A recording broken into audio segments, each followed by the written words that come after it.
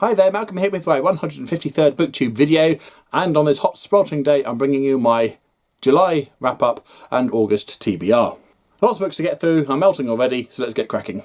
First up was my book of the month, Grave Peril. This is book 3 of the Harry Dresden series by Jim Butcher, following the exploits of Chicago's only wizard, Harry Dresden.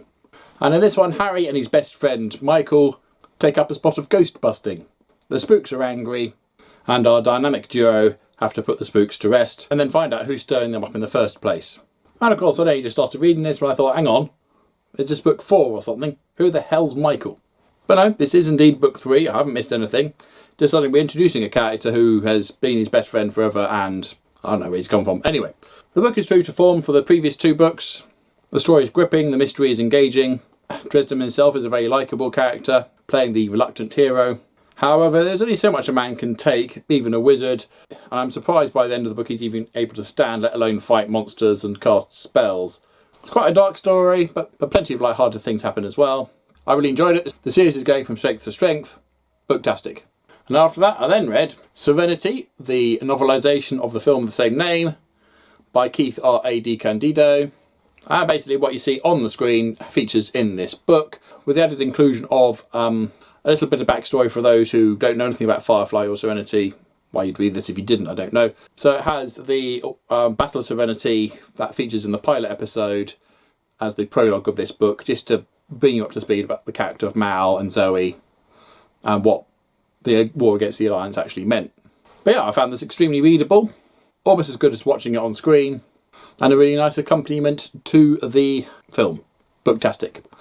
And after that I then read Temple of the Gods by Andy McDermott. This is book 8 of the Wild Chase series. Over the last few series I've collected a couple of these mysterious little figurines, and this book they get to find out what they all do, with some interesting links back to their original discovery of Atlantis and the Temple of the Gods there. However, despite the title and the cover picture, only a very small part of the book features there, and that doesn't happen until quite a way through the book. But again, fits in well with the rest of the series. It's exciting with lots of chases, impossible escapes, explosions, people getting killed left, right and centre. And despite being over 500 pages, a very quick and easy read. Or buy it. And then next up, Bloodline, book 8 of the Sigma Force series by James Rowlands. Similar sort of vein to the Wild Chase series, but I would argue a little bit more intelligent, with a lot more research involved.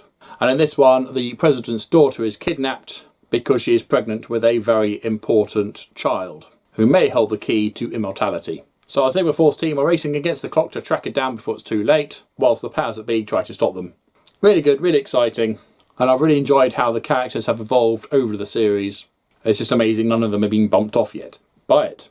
And then after that, another book 8, this time book 8 of the Left Behind series, The Mark by Tim LaHaye and J.B. Jenkins, chronicling what happens to those left behind after the reckoning.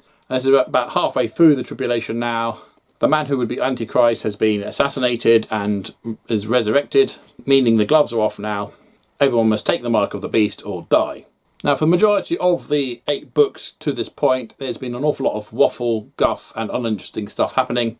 Not true about this one. This was really gripping, this was really exciting, and there was a real sense of the tension mounting as the pressure is on for the last few, for the survivors of the Tribulation Force, as they're getting fewer and fewer options available to them. Buy it. And then finally, I read Futurama Orama, book 1 of the Futurama books, which are the collections of the comics. These collect 1 through 4 of the series, which basically provides 4 new adventures from Futurama, complementing the TV show as Fry, Leela, Bender and the Professor go on some extra adventures. The artwork can be stills taken from the show itself. I really enjoyed it, but I couldn't help feeling that I would have enjoyed them more had they actually been on screen. Worth reading, maybe even buying if you can find a copy. So I only managed 6 books that month, which wasn't great. There were some big ones though. I forgot to note how many pages that was. Needless to say, I'm fallen even further behind this time last year. Anyway, that's what I've read. This is what I'm planning to read for August. Book of my month is Flowers for Algernon by Daniel Keyes. A year or so ago I read the short story of the same name. Really enjoyed that, found it very heartwarming, and so I thought I'll give the full novel a go. So here we are. Basically it's about a man with an IQ of 70 being given an operation to make him smarter, and as his intelligence skyrockets he finds himself alienated by his so-called friends. And then at the lofty heights of an IQ of 170 plus, He then realises that they made a mistake with the operation and he's going to plummet right back down again. Great stuff, looking forward to reading it. And then once I've done that, I'll then move on to Ark by Stephen Baxter, book 2 of the Flood duology, which is really appropriate, seeing that we're in the middle of a heat wave and haven't had rain for weeks.